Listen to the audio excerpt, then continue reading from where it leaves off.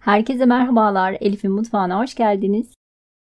Bugün sizlere dışı çıtır çıtır, içinde yumuşacık muhallebisiyle çok lezzetli ve yapımı çok pratik Karadeniz yöresine ait Laz böreği tarifimi paylaşmak istiyorum.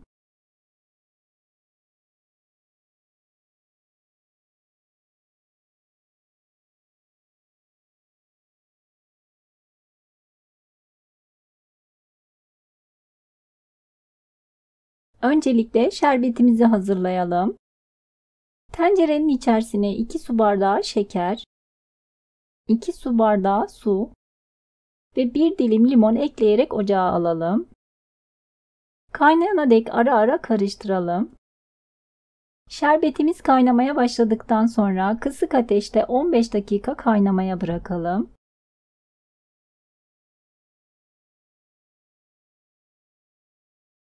Ve 15 dakikanın sonunda ocaktan alıp soğumaya bırakalım.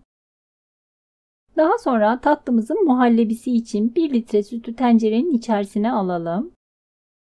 Üzerine 1 adet yumurta sarısı,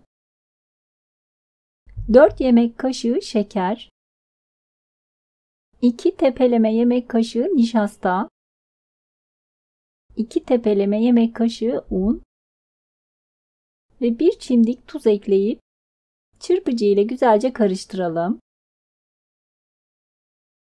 Daha sonra ocağa alalım. Kaynayana dek orta ateşte sürekli karıştıralım. Kaynamaya başladıktan sonra ocağın altını kısalım. Üzerine 1 paket vanilya ve 1 dolu yemek kaşığı tereyağı ekleyip güzelce karıştıralım. 2-3 dakika kısık ateşte kaynatıp ocaktan alalım.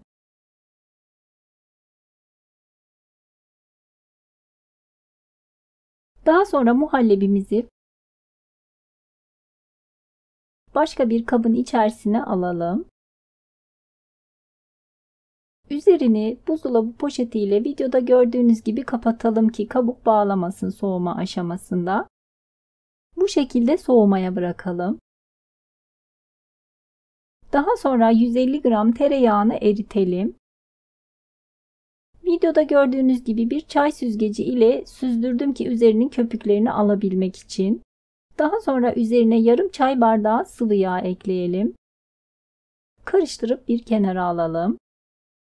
Bakın videoda gördüğünüz gibi bir paket baklavalık yufkam var. Hazır baklavalık yufka. Pakette 27 yaprak yufka var. Ben 16 yaprak yufka kullanacağım. Fazlasını ayırdığım 16 yaprağını kullanacağım. Videoda gördüğünüz gibi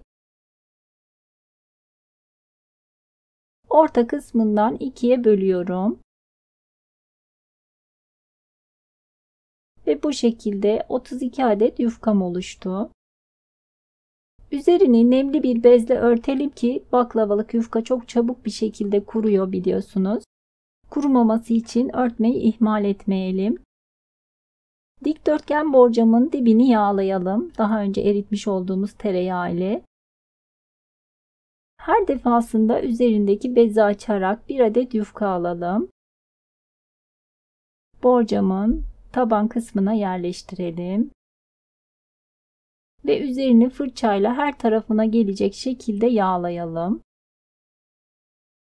Üzerine tekrar ikinci yufkayı yerleştirelim. Aynı şekilde her tarafına gelecek şekilde yağlayalım. 16 adet yufkayı bu şekilde her birinin arasını güzelce yağlayarak üst üste yerleştirelim. Ve son 16. yufkayı da yerleştirdim. Üzerini tekrardan güzelce yağlıyorum.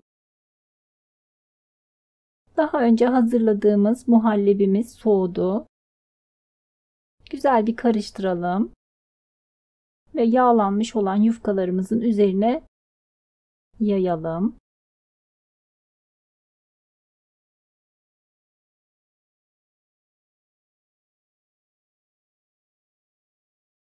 Güzelce yaydıktan sonra yine bakın yufkalarımızı mutlaka nemli bir bezle örtmeyi ihmal etmeyelim kurumaması için.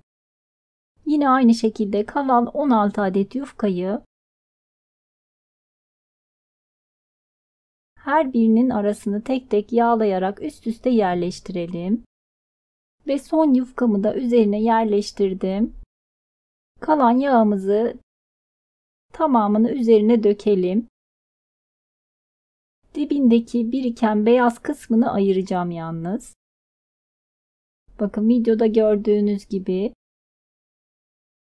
üzerinden alıyorum yağını. Beyaz kısmını ayırdım. Fırçayla her tarafına gelecek şekilde yayalım. Daha sonra keskin bir bıçakla dilimler halinde keselim. Bu arada tırtıklı bıçakla biraz daha kolay kesildi. Sizlere de tavsiye ederim. Kestikten sonra dilimlerim güzel gözükmesi için 2 adet tatlı kaşığı ile kenarlarını düzelttim.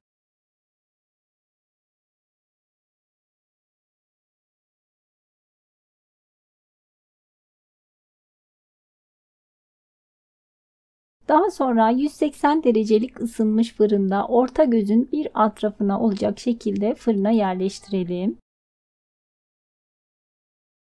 Yaklaşık 30-35 dakika kadar üzeri nar gibi kızarana dek pişirelim.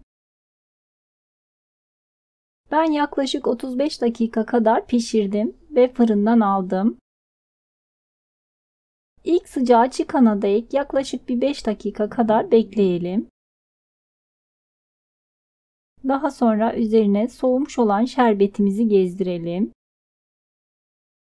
Yani tatlımız sıcak, şerbetimiz soğuk olmalı.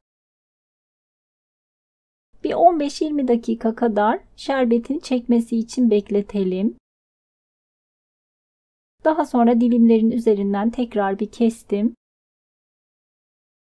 Ve üzerlerini çekilmiş Antep fıstığı ile süsleyelim. Ve hazır baklavalık yufka kullandığımız için yapımı çok pratik, lezzeti harika. Laz böreği tatlımız servis için hazır. Bakın gördüğünüz gibi hem görsel olarak hem lezzet olarak harika oldu. Videoda da gördüğünüz gibi dışı çıtır çıtır, içi yumuşacık, harika bir lezzet. Umarım sizler de dener ve beğenirsiniz. Kanalıma abone değilseniz yeni tariflerimden haberdar olabilmek için abone olup zil tuşuna basarak bildirimleri açmayı unutmayınız. Beğeni ve yorumlarınızı bekliyorum. Videomu izlediğiniz için teşekkürler.